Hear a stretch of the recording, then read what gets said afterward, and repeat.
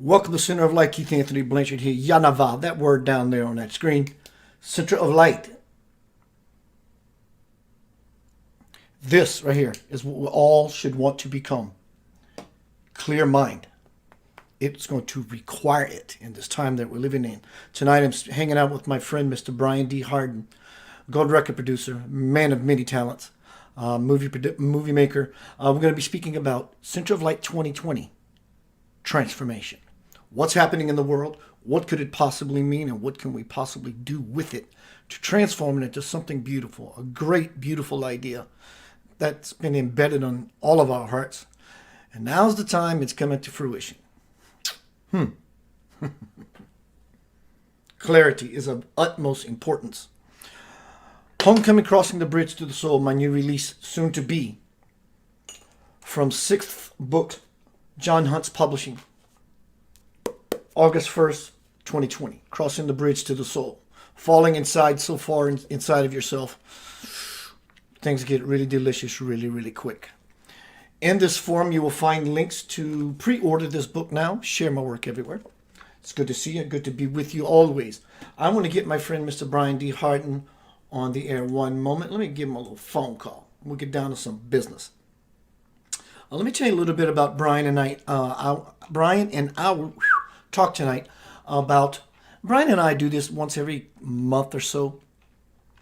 And tonight we're speaking about transformation. Brian, David Hardin, and myself go at it again, looking at the old world models and molding them into greater upon greater possibilities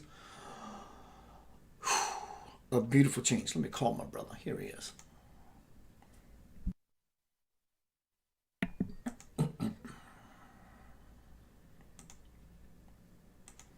Brother man, how are you doing? I'm doing great. It's really good to see you again. It's always a blessing to be with you, cousin. Well, thank you. What's happening in your world today, bro? Well, it's yesterday was our. Here we go. Watch this. It was July 4th, you know. And so I did a little talk on my thing where I explain the Declaration of Independence. Have you ever read that? I have. It's been a while. It's actually a really good text. You know what? You're making me want to just read it to you because I bet you this is going to lead us down a really cool path. Let's go. You know what? We always talk about we always talk about being patriotic. Like that's a really cool thing. And our twisted versions of patriotic is really funny because apple pie and Chevrolet and hot dogs and baseball. And we forget what the country was truly founded upon, which is the Declaration of Independence. Let me see if I can bring it up. Declaration of Independence. If you're playing along at home, you might bring this up also, just the text version, and read along with me. It's actually pretty cool because what it really says is the foundation of our country, and it's so awesome that we build our country on these principles. And everything that Keith talks about every day is these principles. I mean, you live these principles. And final text of Declaration of Independence. My internet's slow because we're doing the video, but come on, baby. It's I think this is dial-up modem from the 1980s. I'm at my parents' house visiting with them. And yeah. Do you have video? Is the video okay on me? It's working? Looks good. Sounds good. Okay. Well, so while this is coming up, full text in English. Come on, baby. Sure. It says it's coming. Here we go. They don't. Oh, here we go. So you've got several paragraphs. The first paragraph is it's about they're leaving Europe. And so they say, when in the course of human events it becomes necessary for one people to dissolve the political bands which have connected them with another, and to assume, basically they're leaving Europe, and to assume this is the great one, to assume among the powers of the earth the separate and equal station to which the laws of nature and of nature's God entitle them. Now, they didn't specify what God. Nature's God, laws of nature and the powers of earth. All right, that's what they're talking about here. They're talking about the universal God that's within all of us and everything. And a decent respect for the opinions of mankind requires that they should declare the causes that impel them to the separation. Basically, we're leaving, but we're also going to connect ourselves to the world and to God and to nature. And that's cool. So the second paragraph, you've heard this a million times, and this is cool. We hold these truths to be self-evident, that all men and women are created equal, and they're endowed by their creator with certain unalienable rights. Among these are life, liberty, that's freedom, and the pursuit of happiness. And with the Tibetans, they say, you're welcome to pursue all your drama and unhappiness, and you're welcome to pursue that. But here we're talking about pursuit of happiness. You can pursue happiness, but it's up to you whether you get it or not. So, and then to secure these rights, governments are instituted among men, deriving their powers from the consent of the governed. So basically, the people have the power to get rid of the government, and the government has the responsibility to serve the people. All right. So then, whenever any form of government becomes destructive of these ends, it is the right of the people to alter or abolish and to institute a new government, laying its foundation upon such principles and organizing its powers in such form as to them seem most likely to affect their safety and their happiness. So if you just understand that, safety, happiness, pursuit of happiness, life and liberty, and then we're based on nature's God, laws of nature, and the God is in the powers of the earth. Whew, that's what you live, isn't it, Keith? I do my darndest. I mean, and so to me, liberty and freedom means a lot of what you're talking about every day. I mean, you're preaching liberty and freedom, right? It's about liberation. Every being in the universe, on some level, conscious or not, is seeking liberation. And we look to find that liberation, that which is, even if I can have just a little bit of happiness, I'll settle for that. Now, that's good enough for me. And we look for that even on top of all that out here. But in here is something that is so majestic, it's so infinite. It's, in fact, it's our birthright as divine children of the Most High. And so, some people think we live in America, we free. This doesn't even touch the garment of divine freedom. It doesn't even come close to it. In fact, it might be hanging on a thread of the garment on the hem or something.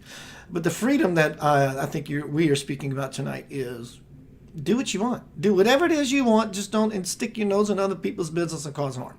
That's really the only gig. That's the only divine law. In fact, whenever we impede or infringe upon other people's free will, conscious or unconscious, it's what creates karma. Other than that, you're karmically free, basically. I agree. It's like love everything, love yourself, but try not to leave a trail of destruction. I guess, don't harm anything or anybody if you can. Yeah. Dalai Lama says, when he does prayers, he says, this is a prayer to all sentient beings, right? All sentient beings, everything living, even the plants, animals, everything. And he says, he said one time there were mosquito outbreak, and they were all over the place, and having to kill them. And then of course it created what was it, Ezekiel virus or whatever, one of those things, they're spreading, I don't know, whatever. So he said, this goes out to all sentient beings except for mosquitoes. He said prayers for everything. Yeah. There was also, I think, another part to that. He said, mosquito, go away. Oh, yeah. Mosquito, go away. Oh, yeah. Yeah.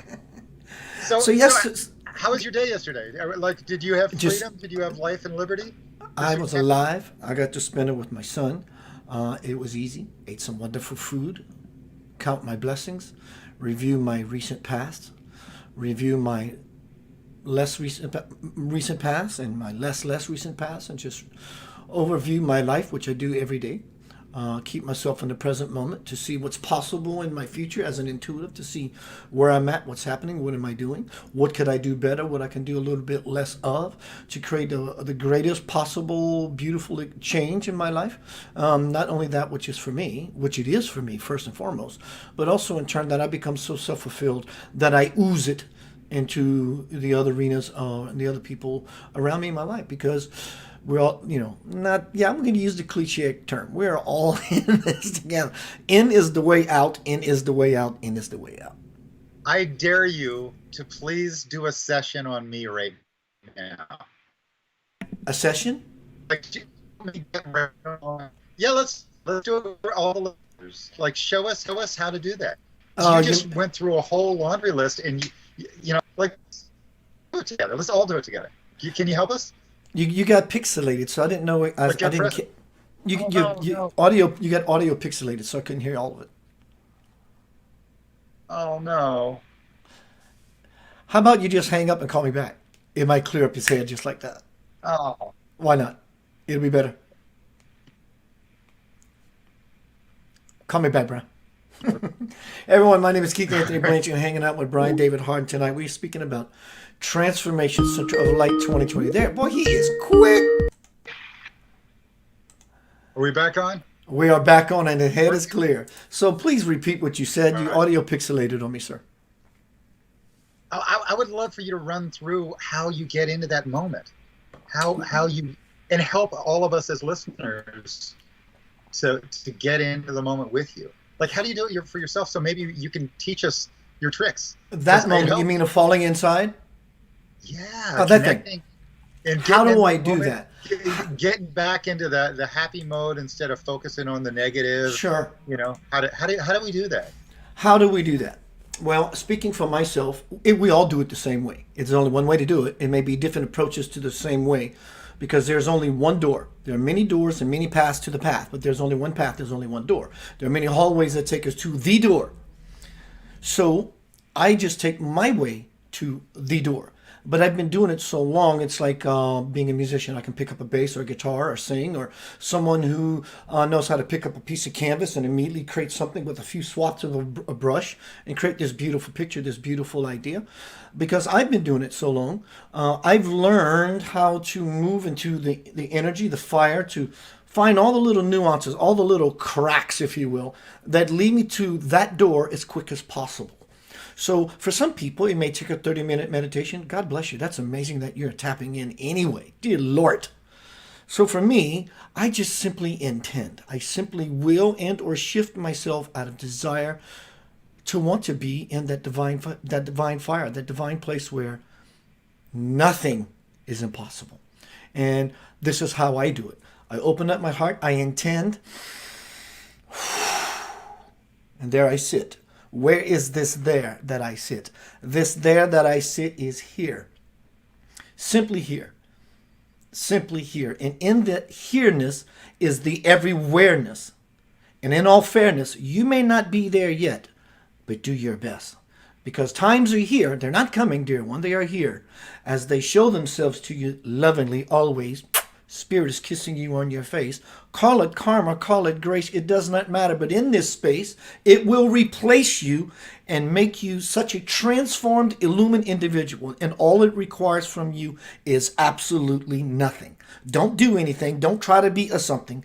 Just be in the moment. Breathe, breathe, breathe, fall, fall, fall. Breathe, breathe, breathe, fall, fall, fall. Suddenly hear the clarion call that will grace itself upon your ears, to all you loved ones, all my dears.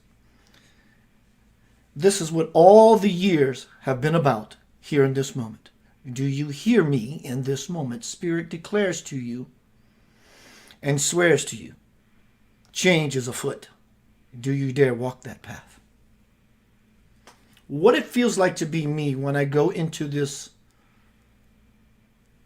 space. It feels like I've never left that space. The me that incarnated before this place is still in that space. I can actually see me sitting in that space in a chair similar to this one, maybe a little more majestic, or actually maybe a little more humble, modest. And I sit there and I'm just forever sitting there. And I'm tapping into that me that is sitting there in that wisdom and or glee. And I love being in that place. It's so expansive. I don't see doom and gloom ever. As soon as I open my eyes, that becomes a possibility. But when I'm in this place, I just don't want to leave consciously. And so that's where I get my mana. Did what you just say come through, or were any pieces of that pre-said? Like, have you said that before? No, and it's not Would per se for me a channeling. It would be I considered channeling. I would love for you to listen back to that when we're done. Sure. What you just said was a combination of Babaji and Dr. Seuss.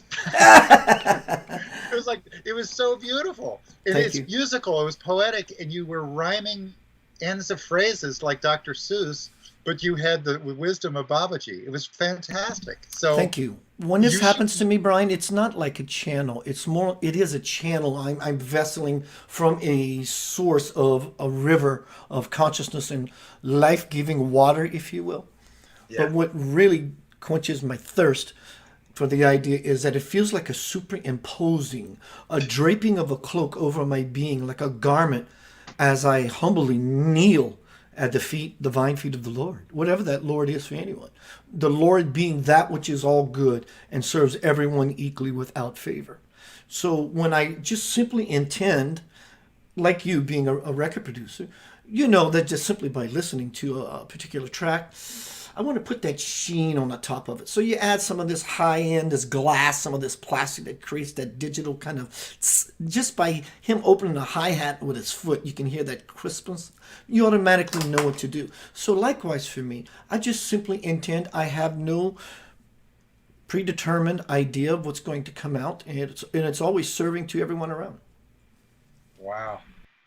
So my only thing that I add to what you just did is I make sure to your version, actually the second little thing you did was to breathe, but I focus a little bit longer on getting my body to connect, because it's weird, I don't associate with my body as well as I do my spirit.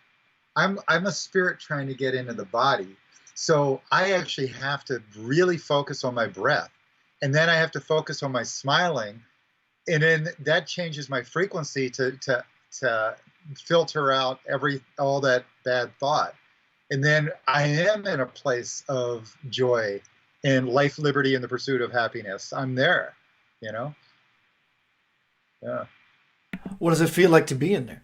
Can you, and I don't mean you to, I mean ask you to use words, because words can really often sometimes sully and or soil this sacredness that we can all feel. But what does it feel like to be Brian Hardin when you're in that place of what you just described how you get to?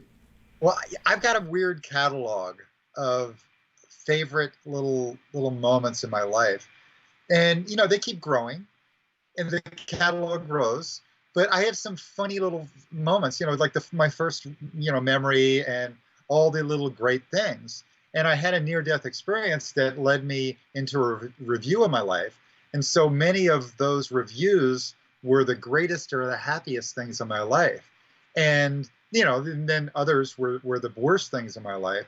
And at the end, it was, did you learn your lesson? And so really, I raised my frequency by going to those happy points.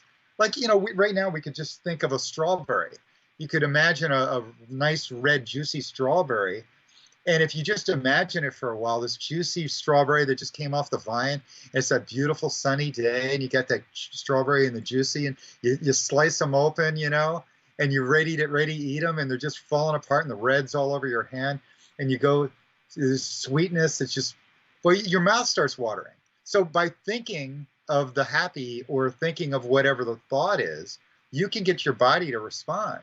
And as soon as I get the thought there, my body starts breathing right, digesting right, I'm feeling right. And once I get in the feeling, the thinking becomes easier too. Everything starts to all that muddle-minded monkey goes away, It all begins to align Yeah. without And effort. I'm in control. I've got the switch, right? You got the knob, you know? You are the sound engineer. Well, yeah, So but not only sound, it's all frequency, it's all right? frequency. Yeah. Yeah. And same with you playing bass or whatever. You got to play in the right key and with the right tone and with the right expression. And so, with music, not only do you have to be in the right key and the right frequency, and you've got all these different points that you can hit, but your tone is part of that. And part of that is intention behind the tone. So with our own life, yeah, we can think the good thought or we can have the good idea to manifest. But if our intention that's behind that isn't right, if the intention isn't right and clear, then it doesn't show up either. There's a blockage there. And what intention is related also to desire, like desire, intention, will, and destiny, right?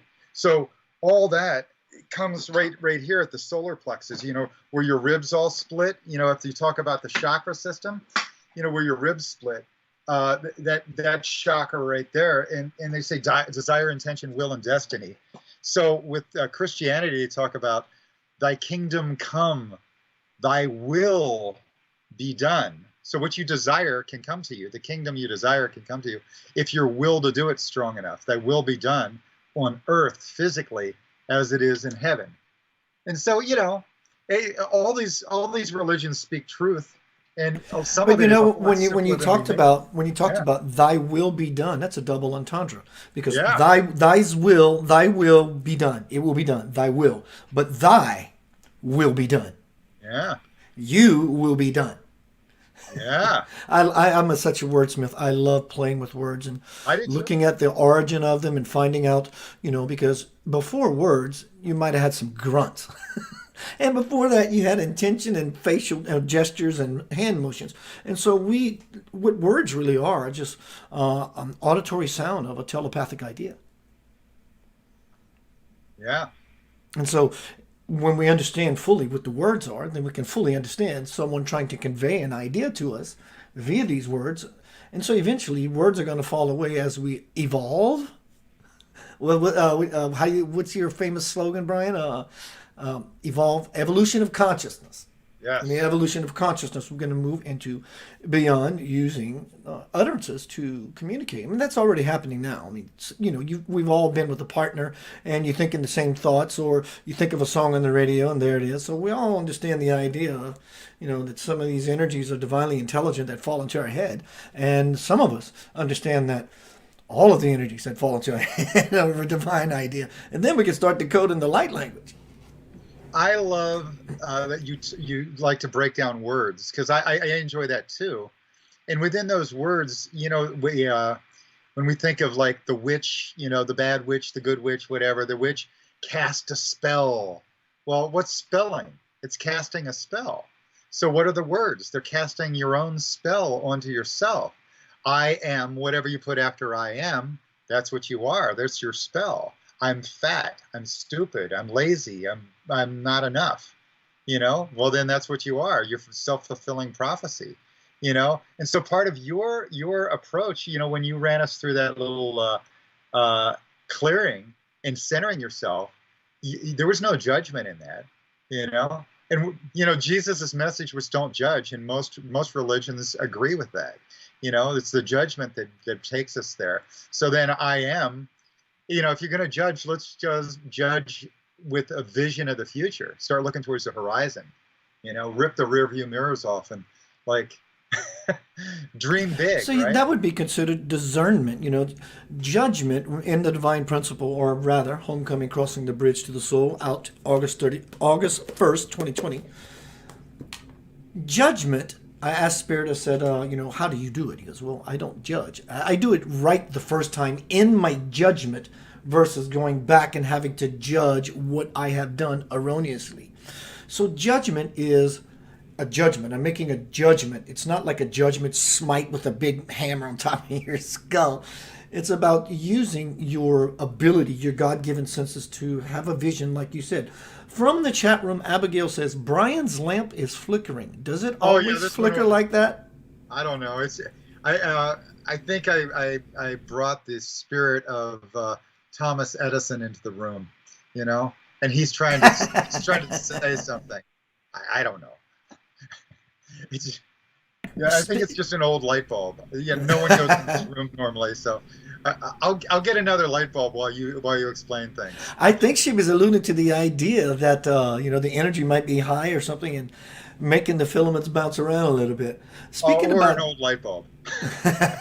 speaking about judgment, Brian, since we're on that subject, as we look out into the world, there's a lot of judgment happening. I don't mean blaming other people for judging other people. I'm talking about that which we hold ourselves. You, me, and the we. How do we see what's happening here? Where are we judging it? And are we judging it as what we call bad and or what we think is good? Because maybe what we think is truly good is completely erroneous and not necessary at all. So how do we actually move about this world, that all that's happening in 2020, with correct judgment, perception, balanced thinking, forethinking, vision, all the capacity of all that is good, powerful, pure for everyone and everything. So what do you see happening in this world? Well, I Take mean, as long as you like. well, we might be here for about 14 months. I don't know. We've got politics that are just a mess. I mean, can you imagine Kanye West is running for president now? That's fantastic. We I need love the possibility that everything can exist in his time. we need bigger egos in this whole thing, and some more reality TV stars, like I wish Oprah would just join in, and then what's his name? The really Dave Chappelle. He should run for president too, and then Oprah, and then who else? Who else do we need? Oh, Hulk Hogan, right? What, like a world wrestling guy, and oh my God, it's just amazing. It's amazing. Like, could we find three dumber people to run? My nomination would be Pee Wee Herman. Oh, yeah, exactly, right. So I mean, if you really think about this, I mean, it's we the people. It's supposed to take care of us as a community, as a tribe, right? And that's the whole point of having a government, is the tribe of the people. And that's all the people. We the people. All people are created equally, right? Men and women, black, white, red, yellow, the four, root race colors, we're all equal, right?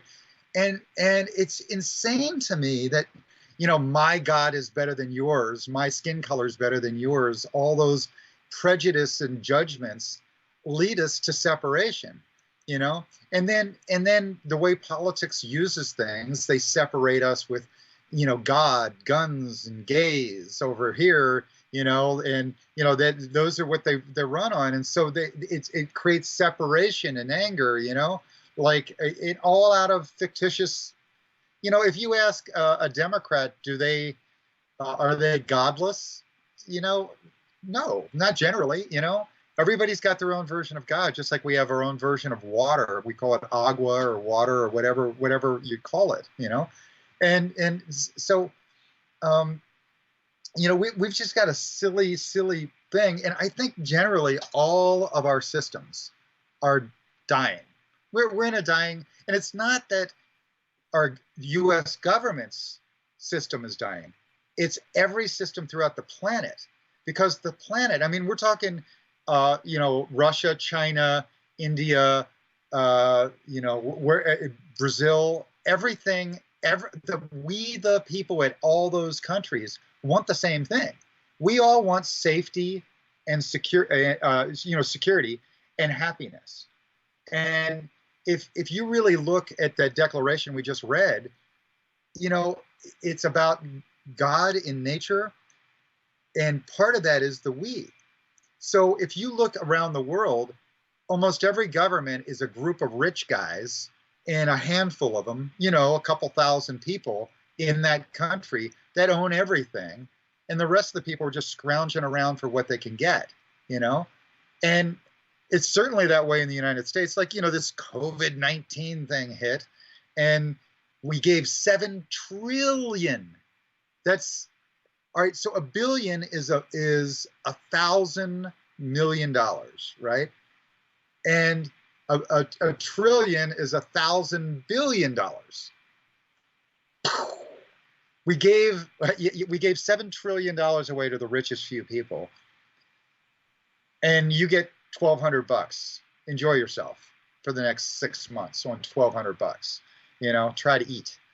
And so it's been an insane gift to the richest few, and all these small businesses are going out of business because they're still expected to pay rent. There's no rent relief. And so, we've got a weird system of, once again, taking care of the richest few and forgetting about we the people. And this goes on in every country. And so everybody's sick and tired of being sick and tired.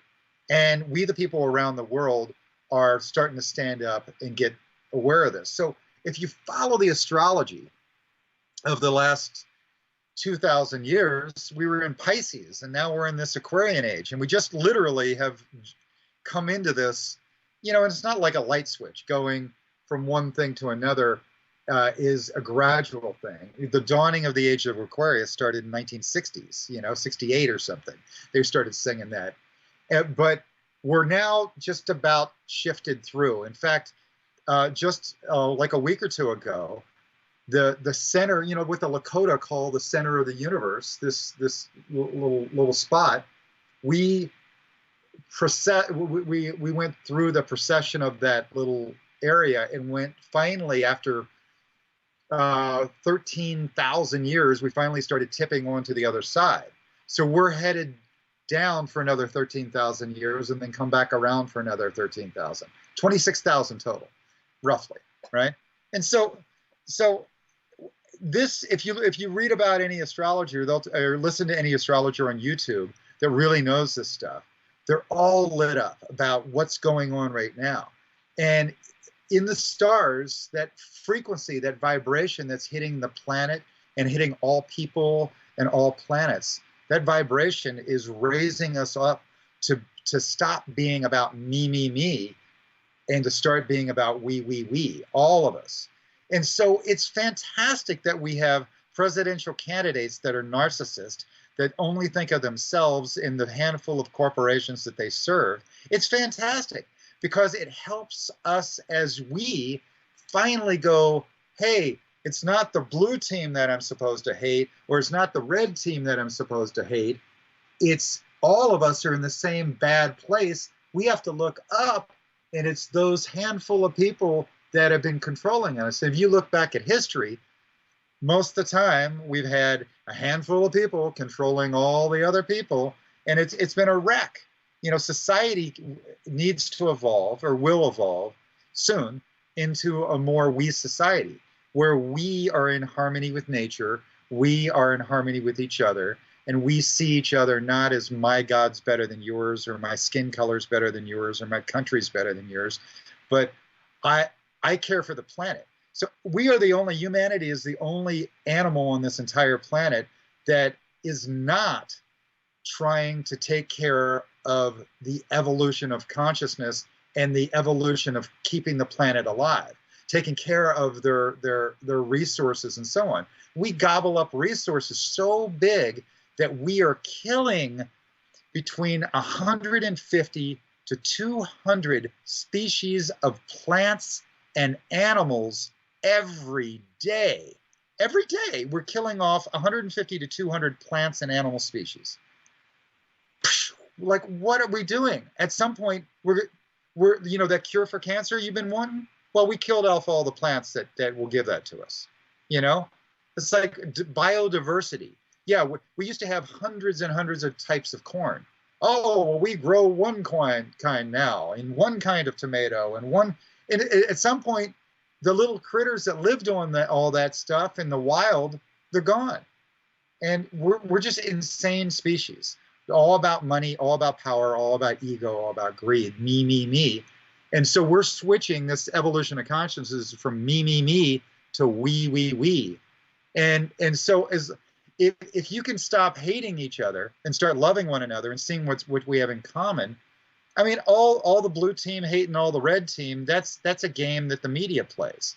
You know, you're supposed, it sells more advertising dollars, and gets you addicted to Fox News or CNN because they're talking about your team. But in reality, we all want the same thing. We all want, and most of the candidates for both the teams are little puppets that are fed by billionaires and whatever. And this goes throughout the world. It's not just the U.S. You know, I remember growing up and thinking Mexico is horrible. They've got obviously got, you know, big money behind all their politics, and they're all owned. Well, guess what? We've been that way for 35 years. We just haven't noticed it yet, you know? Yeah.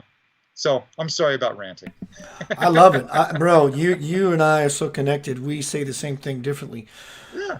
For everyone, I would like to offer this. You can bet. This should motivate you to get out of the noise of the world. Moving into the new world, the only thing that will be left, including statues, this one, this building, this system, that system, the only thing that's going to be left is that which serves everyone. Everything else will be burnt away and or collapsed or tumbled or chiseled away into a powder, into a big old thing of dust. Nothing will be left standing in the new world that does not serve everyone, as Brian was talking about. It's not about the me, me, me, me, me. Well, I'm part of the we. Well, you might be a part of the we's that are thinking about the me's. That's not how it's going to work. You're going to have to be we conscious to be a part of the meek, which is the absolute capital letter we. Brian, I would like to read this. And this is something I vested about a month ago, and it's so on point and relevant to right now. I woke up in the morning and I just sat down and wrote it out. There is no harvesting a dying political field, for it is a heavily weeded farce. The hope for a fruitful world by tilling the same nutrient-deficient soil inside of a dark box will always leave your crop to die on the vine, because the light is not being allowed in and therefore able to stimulate growth in your sprouts to a full-grown plant life. Being a spiritual agriculturalist, I have learned that when one chooses to step out of that field, one is then able to tend what is growing naturally. That nature God you talked about earlier. In this field, we should plant new seed choices into our new clarity soil, which from the beauty of a united humanity can fully blossom. So it's no longer about that stuff. It's done. It's just done. And people are holding on people are dying to hold on to that old life. People are living to die, to grab their hands on you changing the light bulb. I love it. So people are literally living to die in such a strange way. But it's no longer about what's taking place in the outside world. And I do support everyone standing up for something, or you will fall for anything. But in your standing up, be careful about what it is you're truly standing up for, because you may find yourself knocked flat on your derrierage. And so it becomes a very, very simple thing when we just look at what's happening without judgment. Like Brian over there messing with the lamp. I love it. Check him out. I just found out it's one of those weird dimming lights. Like you touch it and it goes from 50 watts to 100 to 150. And this is just a regular light bulb in there. I thought you was looking for a black light. Yeah. No, and that's about. Anyway, it's staying for a minute. I hope. So I'm sorry. No, you're fine. Thomas Edison coming through. It was Nikola Tesla. Right. I think he's got the biggest bang of the buck out of all those electrical engineers, man. Tesla was the guy. Yeah. Right. So there we go. Tesla was the guy, because see, Tesla, most people have no idea except for the car company, but Tesla was run over. He had incredible inventions that were Gave just them all away. run over, stolen from him by the corporations once again, by the richest few people. J.P. Morgan Chase, which of course most of us bank with, right? and so it's insane that here it is, 120 or 150 years later, we're still suffering the consequences of a handful of people running over one of the greatest scientists of the world. And, if you don't know about Nikola Tesla, look him up and see what he invented. And he was intending to give away for free energy to everybody on the planet. So imagine right now that you have a little device that looks like a banana, and we can give it to you, and it will supply enough energy for your house. And it costs, $12.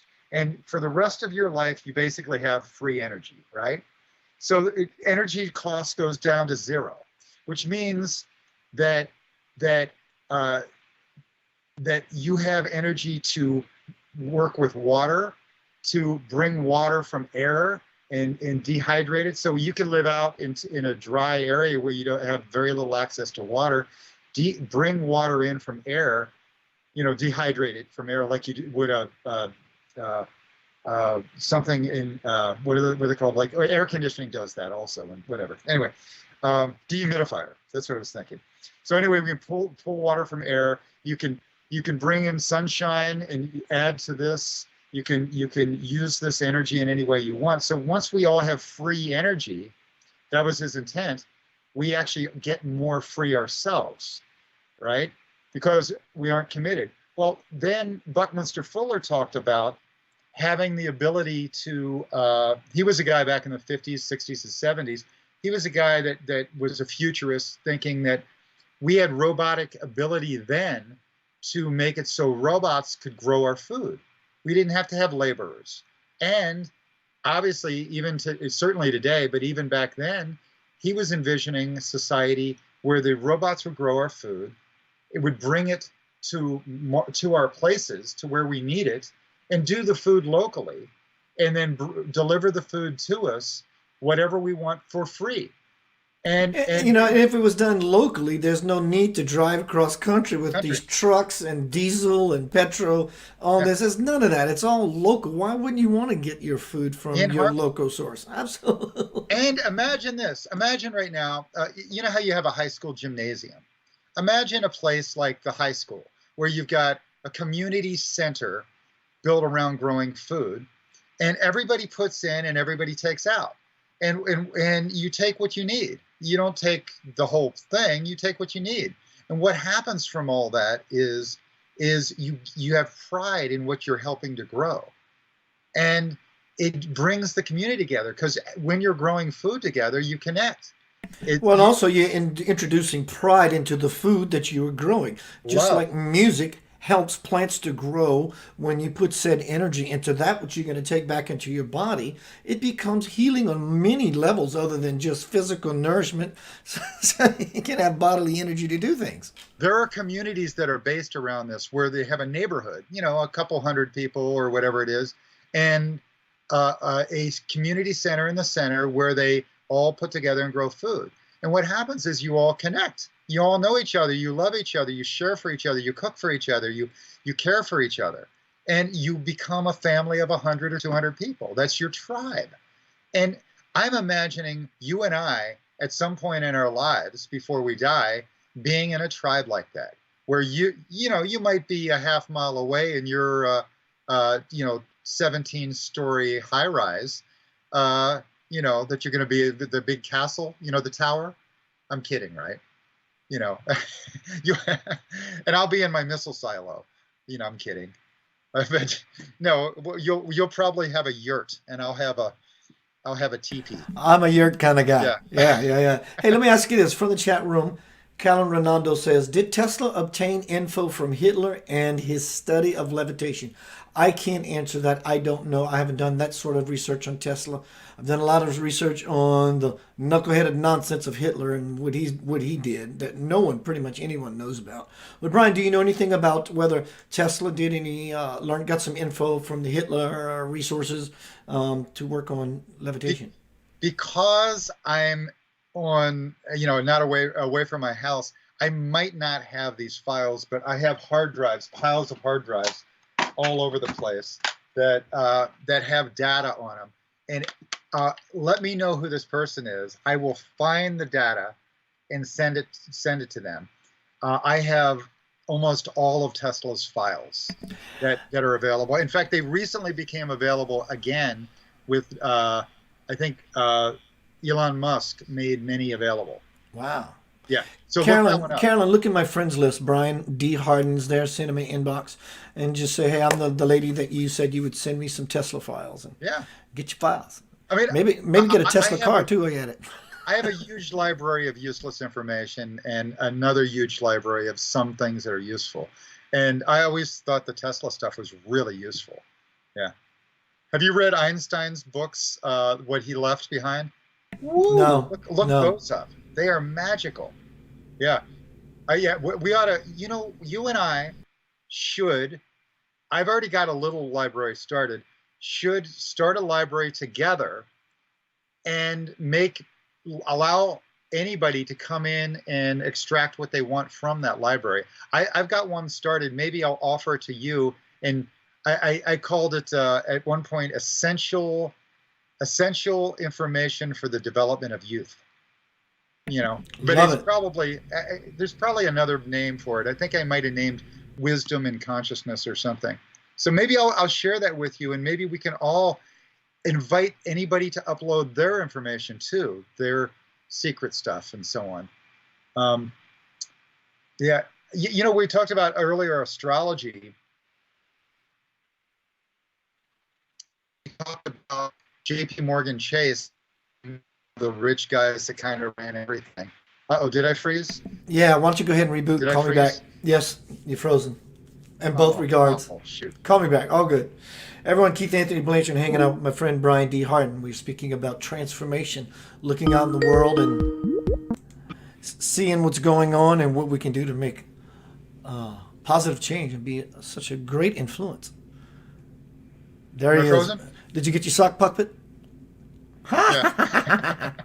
I guess I'm not frozen anymore, right? No, you're not. So yeah, let's see if we can make a library and offer that. But we were talking about J.P. Morgan Chase, and we were talking about astrology. Well, there was this astrologer friend of mine that was just amazing. She passed away in 2012, right at the beginning, and she left me all these amazing books. And the books she left behind were books that were from a famous astrologer woman's library. Her name was Evangeline Adams. And this woman, Evangeline Adams, was an astrologer when it was illegal to be an astrologer in New York City. And she was like J.P. Morgan Chase's astrologer, and she taught how to follow astrology and invest in the stock market or in anything. Basically, the cycles of time go with the stars, and the frequency that the planets and the stars and so on hit us with change in our frequency and our consciousness. So in music, think of it as there's many notes that work in that chord, right? Might be 8 notes that work in that chord, but those 8 notes, as we change to a different key, some of those change and raise up in frequency, and some of them stay the same. And so part of our consciousness evolving is that some things we have to let go of, that we're holding on to so tightly. And so, in this day and age, so much is dissolving. Like if we look at education system, it doesn't work like it could. The monetary system, it's all rigged. I mean, it's all imaginary. It's consumer confidence. Money has no value, not backed by gold. The war, we don't need war. That's insane. And then the way we treat ecology, come on, we can get in harmony with nature better. We don't have to just take a 22-mile fishing net and drag it behind a huge boat and suck up everything out of the ocean and kill everything and throw what we don't want overboard after we kill it. After we killed it. Yeah. And like raping nature like that is profitable. Yeah, it's profitable for a handful of idiots, but nothing in nature kills the entire buffalo herd. Indians don't kill the whole buffalo herd. They kill one buffalo and then they share it between everybody, So, we're just such a weird society that we're evolving past this. How do we get in harmony with nature, in harmony with each other? stop judging each other, and end our money and our war thing. That's I talk about ecology, economy, war, and then isms is the racism and religion and so on. So and how we do that is love, right? And you talk Most about people, love most every people, day. most people, most people don't really have a full grasp or let going enough about them to ever bring into their experience what love really is. Many people know or assume or understand love by definition.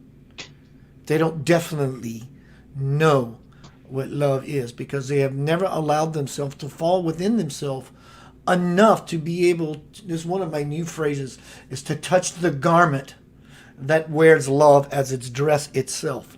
People can't, they don't know how to do that.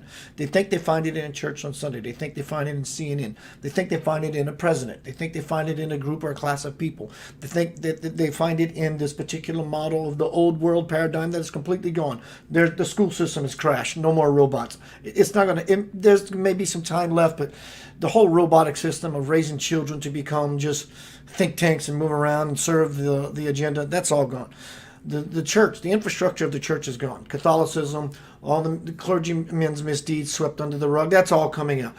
The pillar of the church, the cathedral in Paris, crumbled, burnt to the ground. All these institutions are becoming purified. They're becoming leveled. Nothing is going to stand that does not serve the all. Nothing is going to stand that does not serve the all.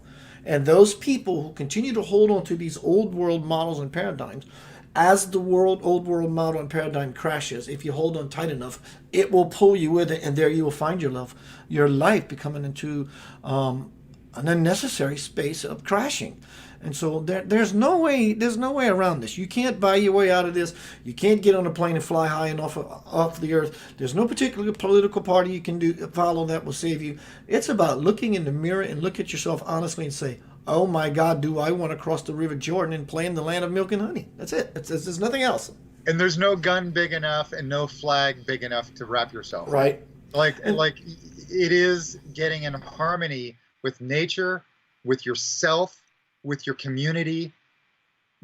The tribe is human nature. It's human nature is nature, and we have to come together across the planet. And so, we're all getting sick and tired of all that me.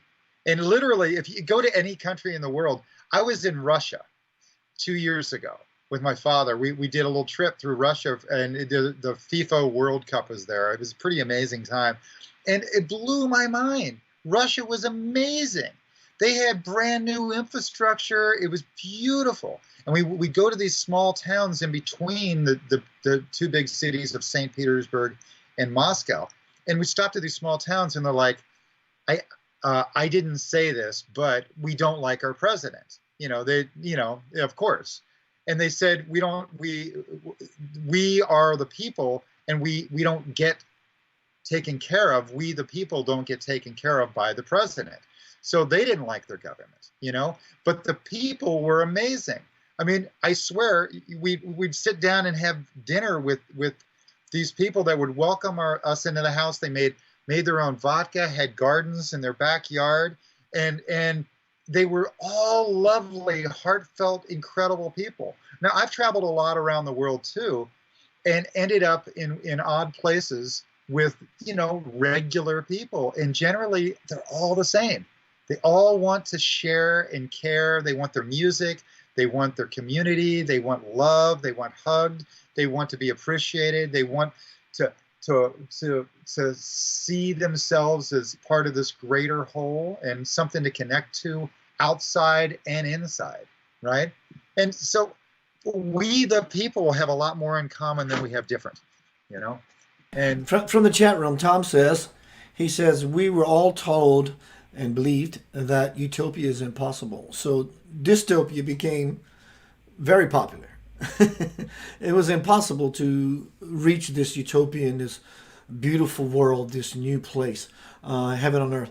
So we bought into the idea by what was slammed, instilled in us through the media, through this parenting, believe it or not, familial, social, governmental, religious authority, all this, it's impossible. You're bad. You're sinners, and all these ways of stifling and discouraging our reaching for the golden ring is something of better than we always are. That's what true nobility is, not only for the individual but for the collective. Is to wake up tomorrow and be a better human being, or human beings, as we exponentiate and move inward, which is upward, which is toward, which is forward. Inward is upward, upward is forward, forward is toward. Something is a beautiful possibility.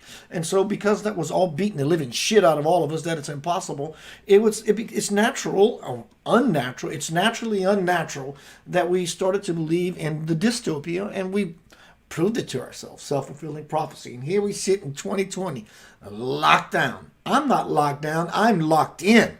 I am in it to win it, and I'm gonna skin that cat until I get spiritually fat. And look, I'm taking this opportunity to sit in this chair every day, to write books, to write songs. I got my recording gear all set up. To talk to Brian, to talk to other people, releasing a new book, just doing those things I love. What else could you possibly doing in such a time of being still? So we can't blame the outside for making us still.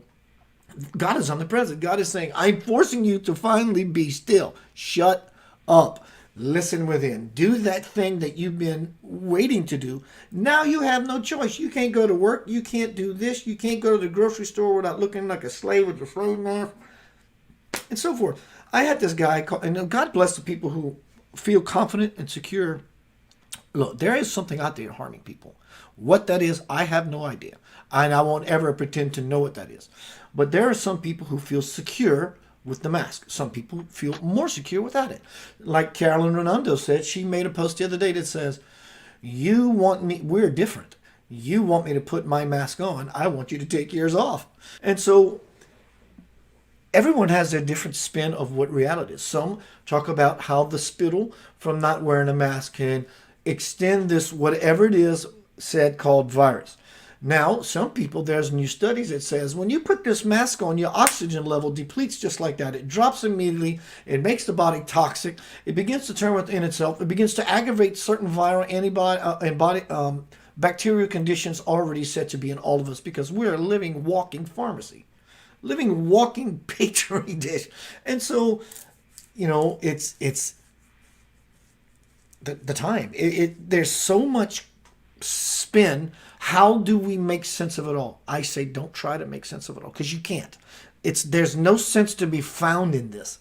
There is no sense to be found out here. None. We tried finding anything important out here, and look where it got us. It got us in a beautiful place. At first, when it all started going down, it wasn't quite so beautiful. Now that we're starting to get our groove on and really starting to integrate and understand what this is really all about, and we really understand it's really all about you. It's about me. It's about we. And strangely, ironically, paradoxically, in this separation is a beautiful unity happening. Do you see that? Most definitely. Most definitely. Because that's we the people. That's us realizing that this Monopoly game that we've been playing, and like if we were playing a Monopoly game with 7 billion people and there were 2,000 people that had all the money, the other 7 billion of us would grab the table and flip it upside down and say, let's start over. Well, that's where we're at. Let's start over, because the money system, the power system, the greed system, $1 million is a lot of people's, oh, my goal, I want to be a millionaire, right? Well, a billion is 1,000 million, right? And then a trillion is 1,000 of those.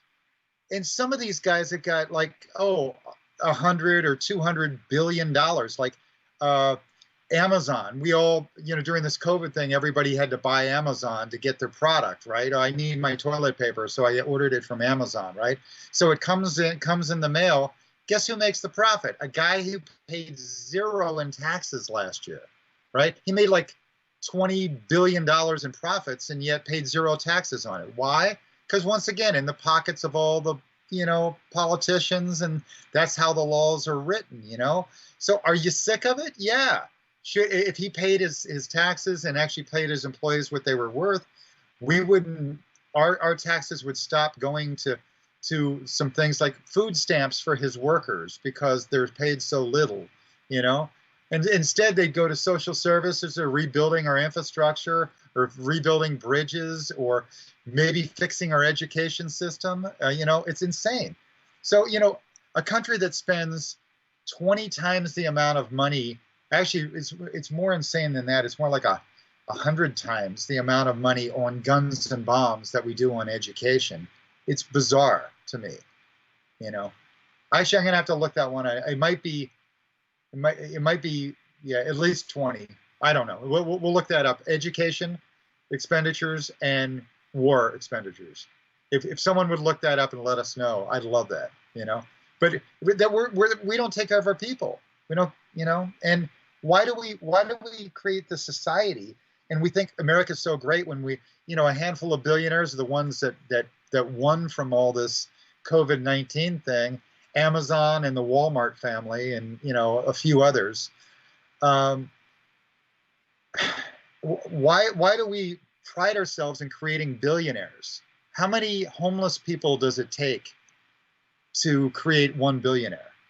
And how many billionaires do we have that have just really won from this whole thing? And how many small businesses have gone out of business? So when we go out to eat, my parents and I in this local economy, we find local people that need some help. And we order food and whatever from them. And we talk to them, instead of supporting McDonald's or, Walmart, we're trying to support the locals. And so I suggest that's how we, the people, do it, I don't want a world of United States of Generica to continue to happen. I mean, anywhere I go around the United States, it seems like the strip mall right down the street. It's the same strip mall. It's just in the middle of Kansas or the middle of Texas or Tennessee or, Florida. It all looks the same. They're all crap, and they're all temporary buildings. And so we've destroyed our infrastructure of downtown, our sense of community, and we have these big parking lots that no one connects in. And no one, instead of a community center and a water fountain and everybody sitting around in the park together, connecting and throwing Frisbee, we just walk past each other in Walmart, And that was one of the beautiful things that I experienced when I was in India seeing Sai Baba. Hundreds of thousands of people there on the festival day. Hundreds of thousands. 35, 40,000 in a regular day. But the courtyard, this big open courtyard, like you might see at a college, about the size of a football field maybe. Coconut stands. And people from all walks of life, wearing all different kinds of garb, every religion, every possible profession, clerks, doctors, scientists, truck drivers, military, chefs, Christians, Buddhists, Muslim, just everybody, just walking around, and you see someone you connect eyes with, and you said, you speak English, or no, you speak, and if you don't, you just sit down and have food together, and then you talk by using gestures, and then you see people open up their lunch boxes and offer another one a sandwich. Oh, no, thank you, sir. And it's just this amazing network of divinity that these people have this default respect for themselves, and therefore they play with this energy collectively with everyone that is there, the 35 plus whatever thousand people. And so no one is walking by each other. They're looking for someone to be with. And in the being with them, they get to learn a little bit about the Muslim over here, and the Hindi over here, and the Buddhist over here, and the Islam or the whatever over here, and the Christian over there. And they begin to find a common dialogue. Even though Satya Sai Baba was God on earth, when he passed until 2011 Easter morning, that was beautiful. I mean, that's big God power. But the real miracle was the beauty and the people and the sharing. There's people coming together, and every time you see someone not of your skin color, someone you absolutely know is not from your country because they don't look at you like you at all, the first thing they do is Saddam. Saddam is a way of saying, God, I recognize God in you. Saddam can mean thank you, Saddam. It can mean my apologies, Saddam. It can mean excuse me, Saddam. It has all these myriads of meanings, and so simply coming together, or just passers-by, you go, Saddam. It's a way of saying a beautiful hello, and when you begin to have this kind of energy move among 35, 40,000 people, this stuff becomes so palpable. Heaven on earth is actually, you begin to touch how palpable it is, and it's a reality. it does exist in these temples around the world, but we're trying to bring that kind of coalescing collective energy together so we can all embellish and play in this garden. Have you ever heard of the term, I don't know how to pronounce it, Ubuntu, Ubuntu? Ubuntu. And it's a Zulu pronunciation, and it means humanity, all of humanity. And it's translated as I am because we are, or humanity towards others. And it's really this belief of this bonding and sharing that connects all of humanity, and it's universal. And exactly what you're saying, and so there's principles, like there's a little funny story they tell, where the American film crew goes to film this tribe out in the middle of nowhere, and the tribe, is just living as a community. And they are insulated from all of the trappings of the civilized world. And yet their civilization is much more civil than ours because they think of we. And so we don't understand that. We think, well, just because we have these little cell phones that we're more civilized, or we have bigger guns. But civilization is really about the community, community, cooperation, communication, two people connecting. And so one of the film guys puts a big thing of candy over on this tree, and he lines all the kids up, 50 yards away or whatever, and says, all right, everybody race. When I say, 1, 2, 3, you guys race and go get the candy. And he, 1, 2, 3, go! And they all held hands and walked together and hopped and skipped and and when they got there, they all shared the candy together. And the film guy says, well, you could have been the first one there and had all the candy to yourself. And it's like, well, what good would that do? What is that? I've never heard of such a thing. If I was the happy one and everybody else was unhappy. Well, why is it that we pride ourselves on creating billionaires, but we don't take care of we the people? The billions. Yeah, I mean, how many, like I said earlier, how many homeless people does it take to create 1 billionaire? And we should pride ourselves on how we take care of the weakest amongst us, how we take care of the needy in all ways, the aged needy, the disabled needy, the impoverished needy, and not only physically, but mentally and spiritually. How do we give? And so with those systems also, I've seen, let's say there's someone acting out that acts out of the norm of the community or that whole society, where the kid acts really, really bad, and he does something bad for the whole community. He, in our society, it would be something like spray paints something on the community center or whatever, or does something really mean, right? Or knocks over the statue or whatever it is, right? Oh, you're bad, right? Well, instead of bringing him into the center and putting him in prison, or you're bad, you're bad, you're bad, right? They instead bring him into the center of the community, and they all surround him for 2 days, and they tell him all the great things and how he's needed in the community, how important he is to the community, and all the great things about him. And instead of hitting him with negative, they hit him with positive. And he feels like he's so much part of the community, and he's so necessary that acting out means that he's stealing from all. So he doesn't act out again. He realizes that he has to be in harmony with everybody else. And so they don't have prisons. The prison is your own acting out, And so they want you to be part of the community. So that's Ubuntu. And so if we're going to evolve consciously, let's evolve back to those old ways of we instead of me, And let's stop. The news and the media are owned by those same billionaires who own all the corporations, who own all the politicians.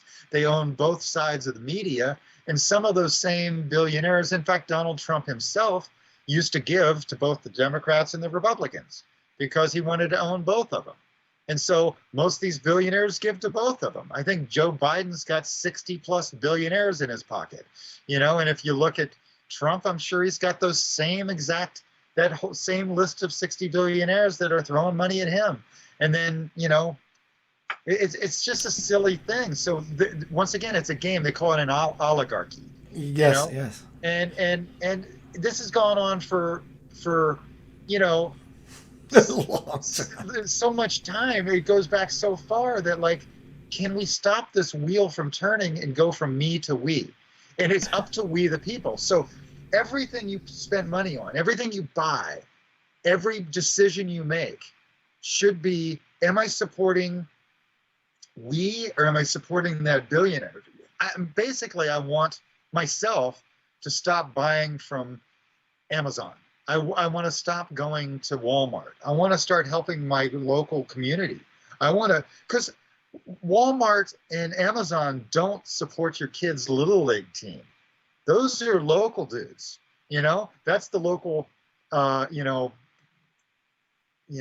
restaurant, or the local, whatever, car sales guy, or whatever that's doing that, or the Kiwanis Club or whatever, Lions Club. So, we got to take care of our own.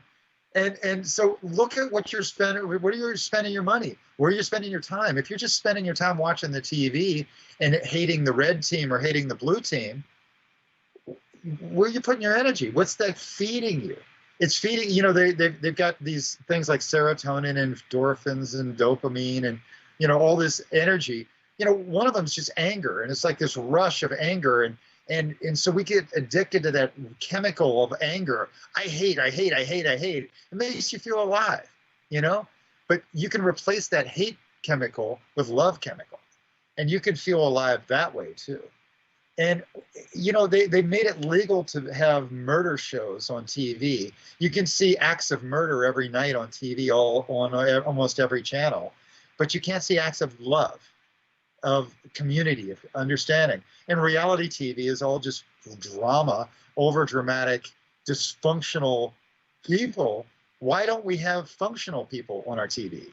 Why don't we have examples of functionality? Why don't we have, and that's why your show is so popular with a handful of really wise people, is because they're hungry for your wisdom. They're hungry for your view of life, right? Maybe that's why they call it media. Maybe we need to create an outlet or an inlet, call it the weedia. Oh yeah, It's from me to we. I heard they call it medium. TV is a medium because it's neither rare nor well done. That's really good, bro. That's really good. Brian, what do you see happening? Let's play a little game. What do you see happening 5 years from now? Even including the negative pole that we submerge ourselves in this world. So there is definitely a positive and negative pole until we become the silent one. Then we see that there's no positive and negative. But so we can see from a human point of view, how do you see this thing unfolding, turning over, or whatever word you choose? What do you see? That question almost made me want to cry. I mean, it's like I so badly am sick and tired of being sick and tired myself in watching humanity just eat itself. We're just that snake eating itself, eating the tail, and we don't know it.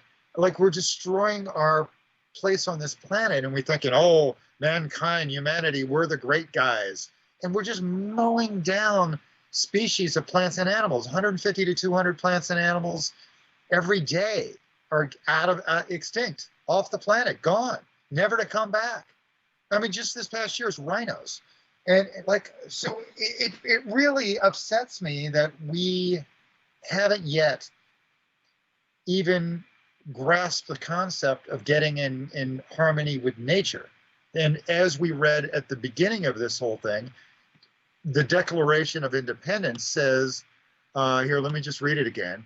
To assume among the powers of the earth the separate equal stations to which the laws of nature and of nature's God entitle them. That's what our country's founded upon. And that's what the planet's founded upon. That's what the world's founded upon. And so we have to be in connection to that nature. That's ecology.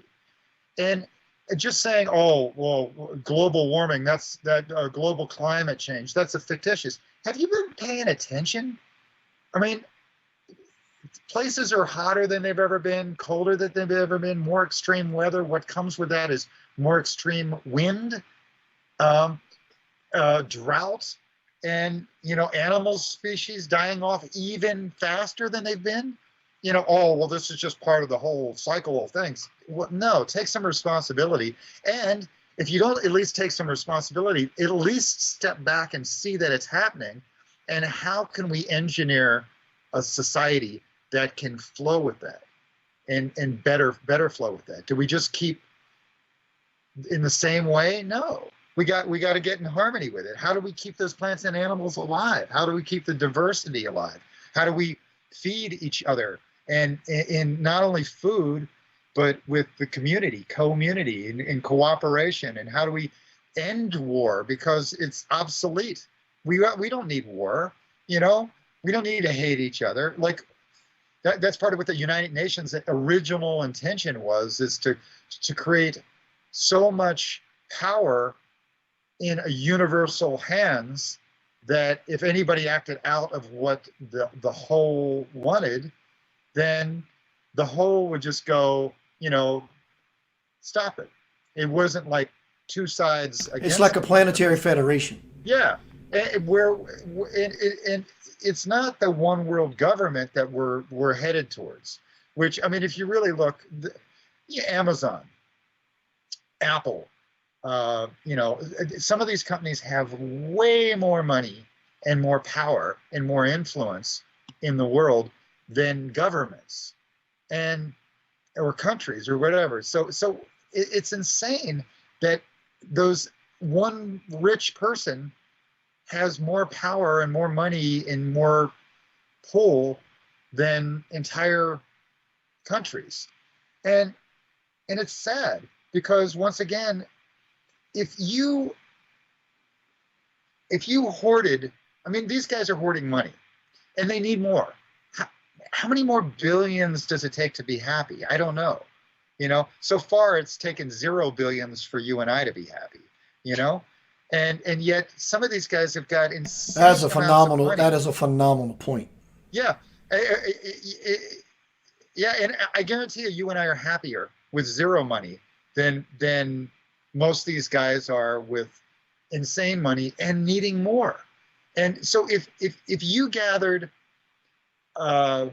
billions of rolls of toilet paper all around your house and your neighborhood and whatever, and had them stacked up everywhere, we would think you were a hoarder and we would think you're mentally ill and there's a problem. But these guys that are stacking up money that they couldn't possibly spend in the rest of their lives, and in 10,000 lifetimes, they couldn't possibly spend, and they're still hoarding all this money and power, and they're competing against each other, and there's only a couple dozen of them or hundreds of them. I don't know. It's insane to me that's we need to tip the board over. And I wouldn't doubt if we, the people throughout the planet, not just the United States, but throughout the planet, aren't finally coming together and sick and tired of it and topple literally all governments and say, we don't need these governments. We don't need these boundaries. We need to love one another. Because when I went to Russia, the people were the same. When I go to South America, people are the same. They all want the same stuff. Great food, great music, great community, lots of laughter, lots of love. They want to share their look at my clothing items. These are really cool. This is a part of our society. Look at our music and our dance. This is part of our society. And they share their culture, and it's beautiful. America was founded upon all the diversity of culture. It's I love it, dude. About 4 years ago, I'd say 4 years ago. This is when all the Facebook Lives have just started. All these live feeds have just started. And you can go to the main Facebook stream page. To the left side, you would see click here for settings or click here for watch live. And it would click the watch live and it would take you to a global map. And it would show you all these blue dots all over the earth.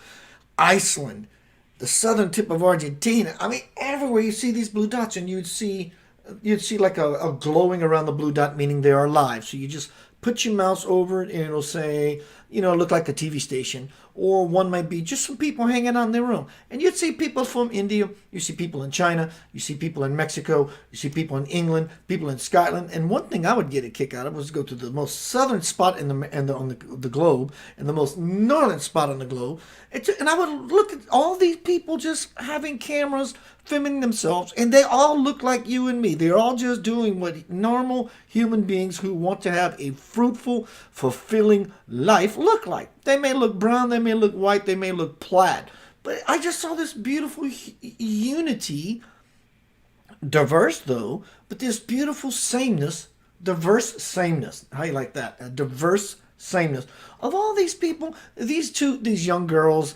teenagers in their room just cutting up, being giddy little girls. These boys punching each other in the arm, just being boys.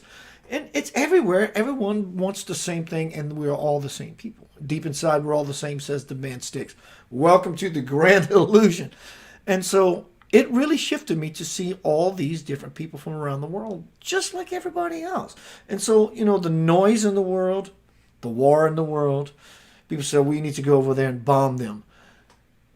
You're destroying lives, innocents, families. But yes, but you don't have to. It's like, I had some people that were very close to me, and they would say, we should just go over there and drop a nuke. And I said, I don't want to be your friend anymore. I didn't even give an explanation. Those are the same people that are hitting their kids because they hit someone else. Correct. I told you not to hit. Right? Correct. It's Correct. Like, oh God, come on. It's like caveman behavior. Yeah. And so how do we expect to ever birth peace through war? It doesn't happen. Same idea. You teach your kid it's not good to hit, and you do that by hitting them. What you're telling that child, whether you know this or not, is when someone goes against your grain, you have permission to hit. Well, Keith, my parents hit me, and look how I turned out. You're an asshole. You better be careful before you ask me that question. I'm kidding. Look, but you look how I turned out. My parents disciplined me in the form of spanking.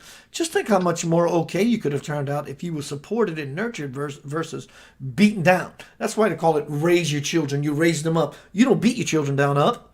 You raise your children up. You teach them to be self-reliant, good, noble, little sparks of wisp of light just bouncing around, being gleeful and joyful. You will never raise a gleeful, joyful kid by smacking them. You hit your kid a little bit, they begin to not like you. You hit your kid a little bit more, they begin to resent you. And you start spanking your child for every little thing, they will hate you. They will hate you from your guts, and they will raise children just like them, just like the children that the parents raise. And I think we see that a lot right now as we look out in the world, the looting and the rioting and all this crazy stuff. We talk about body, physical, mind, your ego and all that monkey, and then spirit. Well, the physical way of responding to someone is just hit them. Shut up, because, shut up and stop doing that, right? And that's caveman behavior. That's as low level as it gets, right? And then the next one's the mind behavior. And that's like, stop that because I said so, right? It's just ego. It's mine, right? Or you're gonna poke an eye out, just like fear, right? It all comes from that ego, and that's what all the TV and the media do. You use the mental in the fear and stress and anxiety and control. It's like a chess game or checkers game, right? It's this weird little control. It all comes from that mind. Well, the spirit is what you and I, that we're always seeking the spiritual solutions. And so what we've been talking about is that spiritual, evolution and that spiritual solutions. And the spiritual solutions are when someone's acting out badly. All right, let's say it's a baby crying. Meow. What's it want? Well, it usually wants the same thing an adult that's crying and making a mess. It wants attention.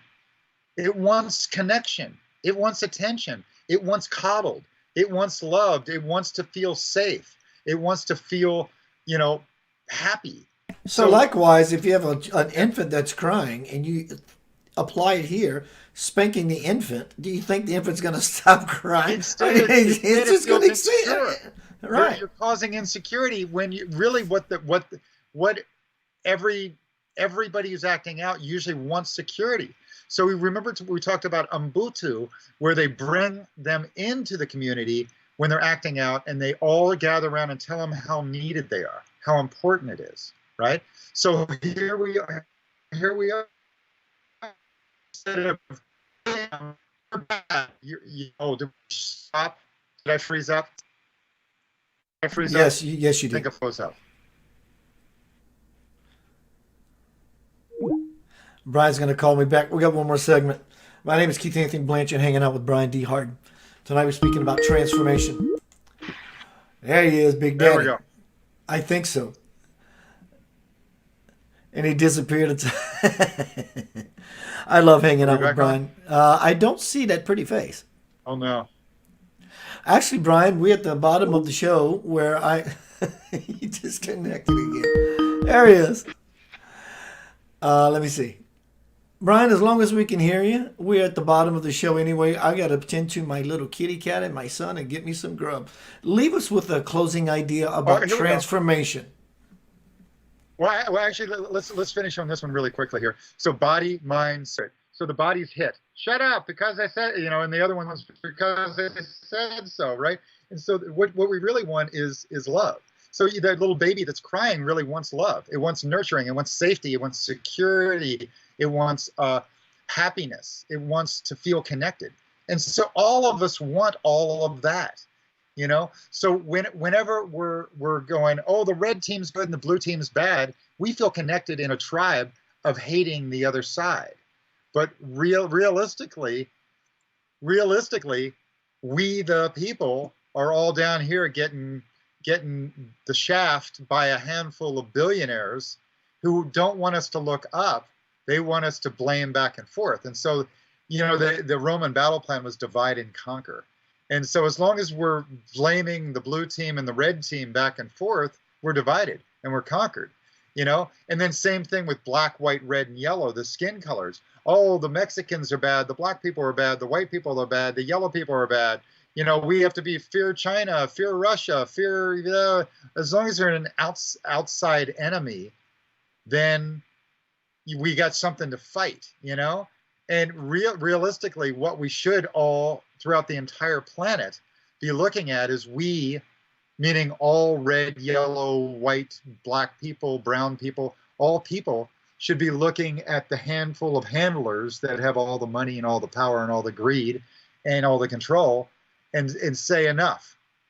Let's make it about we the people throughout the whole planet. And we don't need war. Like, I guarantee you, in most of these countries that have war in them, they certainly don't want war, right? And in most of these religions that we say, oh, that religion's trying to kill off Christianity, and there's probably just as many fanatical Christians wanting to kill off the other religions as there are fanatical versions of whatever that religion is trying to kill off the Christians. It's kind of a rarity. It's not the core of what most of those people in most of those countries stand for, and so we have to come together as and we have to go back to love. So that love is just like the baby crying, it wants nurturing, wants connection, wants so on. And so how we do that is in every breath, like you do it. They say in order to love someone else, you have to love yourself. So the love really starts here. Do I love myself? Am I okay with getting older and grayer and and wrinkly and okay with that? Yeah, I mean that's I can't stop it, right? So I'm loving myself. I mean, so once I love myself enough, and it's not like I'm better than everybody else, it's that I'm okay with who I am. And I'm trying to be a day better than I was yesterday. And every day I get a day better. And I try to improve myself every day. And so if you love yourself, then you can start to love others. And when you love another and can get some sort of reciprocal they say every action is an equal and opposite reaction. You get love by giving love. And then you can start going out beyond your one-on-one love to the family, to the community, to the whole town, to the state, to the country, to the world, and at the same time, do it with the animals, with the plants, with the air, with the water, with the it's all sunshine. encompassing. Yeah, and start to connect with all of nature. And so when you connect to all of nature and respect all of nature, and then respect all people and the entire planet full of people, and then all the animals and the plants, when we start to get in harmony with everything, I've had these experiences. There's a fly in the room. And yesterday I had this with my parents. There was a wasp in their sunroom. And my dad was like, well, you kill it. Yeah, I mean, that was 1970s what I used to do. I go kill him, swat him. I said, hang on, I'll get him to go out. And so I just talked to him. I said, go over to the window and we'll take you out. And so within maybe 10 seconds, the thing's right by the window, this sliding glass door, opened it up, went out. My mom was, well, wow, that was easy. And it's honestly, it's like I talk to the critter with frequency. If you study this, look this up, where little girls do these little things where they, well, it started with water, messages of water. You love a thing of water and you hate another thing of water. Well, these little girls did the same thing with potatoes, and they loved a potato, they hated a potato. And they grew them in the same soil, watered them exactly the same. One they loved every day, one they hated every day. They don't do it with plants. You do that with your animals. Do that with your children, And so when we act out, quite often we act out because, we care, but we have bad habits. So we scream and yell at our kids. Stop it. And so monkey see, monkey do, right? Monkeys. So the kid grows up to be a jerk that screams and yells all the time because that's normal, right? Because it's normal. And so chill out. Your love actually comes from a level of how you deliver things, the tone, the intention behind it, and not the panic. And so everything we watch on TV, it's all fear, and all the reality TV, it's all drama. It's all conflict, And so turn off that programming. It's programming for a reason. And reprogram yourself with listening to Keith every night. He'll program you to love you. No, I'm serious. He'll program you to love yourself and to love one another every day. And when you make that your new habit, your new frequency starts to go to, I'm okay. I love myself. So I wake up every day, and my morning ritual is nothing more than just to smile. Have you ever been around a dog that wakes up and they're happy right away? Woo, I'm happy. Hey, what you doing? It's a great day. Well, that's cool. Why can't we be that way? Instead, we wake up with this whole list of crap we got to do, and worried and stressed and anxiety, and am I on time, and this person caused a problem, and blame, who can I blame the problem on, and and those become our habits, and then we go, don't hit, and then you scream and yell, it's their fault. That's argue, blame, and complain. It's all low frequency. So raise your frequency, change your patterns, love one another, love yourself, listen to Keith.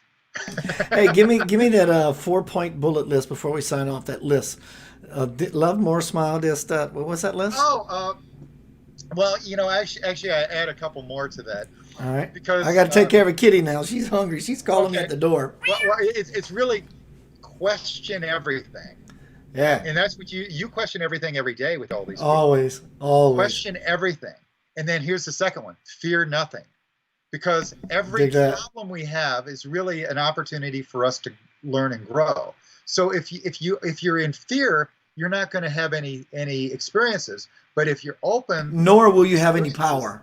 Will you have any power. So question everything, because that's how you grow. Fear nothing. Then laugh more, because it's a frequency. Laugh, smile, laugh more, worry less. Because that's taking the heavies off your shoulders. because angels fly because they take themselves lightly. So question everything, fear nothing, laugh more, worry less, love all. And by love all, I mean everything. The good crap, the bad crap. Because it's just teaching us lessons. So when you have something horrible happen to you, what's the lesson? What's the lesson? Question. What's the lesson? Oh, well, don't repeat that. If all you do is date alcoholics, well, stop dating alcoholics. I mean, you had to date 22 alcoholics to finally realize, oh, don't date alcoholics. Well, then stop it, right? So, and thank every alcoholic you've ever been with. Thank you for teaching me the lesson. Okay, now I'm going to stop doing that and use my own discernment. So, question everything, fear nothing, laugh more, worry less, love all, and do it with gratitude for everything and everyone. Gratitude. Thank you. Because really there's only one frequency, yum or yuck. So we have a choice. When you're grateful, you're in thanks. Thank you for all the good stuff. So yeah, I mean, it's a great place to be. And I have to repeat that every day. That's my practice every day. I start smiling and I try to stay positive. And boy, last year was a bad, strange year.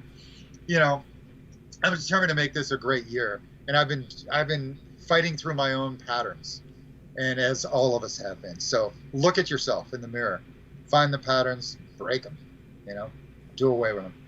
Thank you, brother. Everybody, Keith Anthony Blanchard, you're hanging out with Brian. Brian and I do this once every couple of months, kind of a thing, just two guys hanging out, having a beer and some pizza kind of idea. Or coffee. Yeah, coffee. There you go, coffee. I'll be seeing you soon. There's a lot coming down the pike, guys. Be mindful. Buy his book. Yeah, Homecoming Crossing the Bridge of the Soul. Brian is going to be releasing an interview he did with me a couple of weeks ago. Yes, pretty in depth about me as a spiritual teacher, going into the heart of this book. So be looking for that soon. It's a fantastic interview, and he gets to the core, and he gives you lessons, tricks, and tips and tools that'll help you evolve consciously, inwardly, and outwardly, loving yourself and loving all the world, right? So I'm now posting again how to find my book in pre-order, Homecoming Crossing the Bridge to the Soul. It is on Amazon, but you can buy it in any bookstore on the planet. Also, as well as links to Brian's website and YouTube channel. Both are titled New Ways, K-N-E-W Ways, New Ways. My name is KC. I'm hanging out with the Sunshine Band tonight. And he's giving away free kittens with every purchase. Peace, love, and live in the light. My name is Keith Anthony Blanchard, hanging out with Brian D. Hardin. We'll be seeing you guys soon. Peace.